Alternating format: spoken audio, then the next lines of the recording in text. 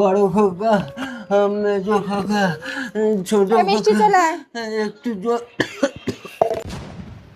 দাদু তুমি কথা বলো না কেন?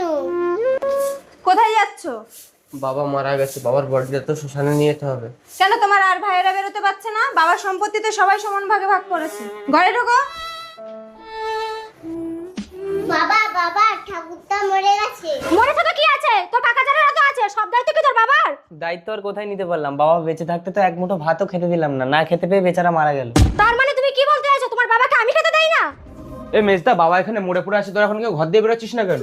তোরা তো এতজন আছিস, জান আমাকে কি যেতে হবে? ঠিক বলেছ। বাহ, বদা দেখিচ্ছে তোকে, তুই দেখাচ্ছিস আমাকে, তাহলে বডি থাক, পরে আমি চলে যাচ্ছি। হ্যাঁ হ্যাঁ যাও, সব টাকা কি আমাদের নাকি? বাবার সম্পত্তি তো সবাই সমান ভাগ নিয়েছে। এই চলে আসো। কিরে গোপাল, তোর কোনো ছেলেই তো বেরোচ্ছে না। জানিস আমি যখন মরে গেছিলাম আমার একমাত্র ছেলে স্বর্গরত করে পোড়াতে নিয়ে গেছে।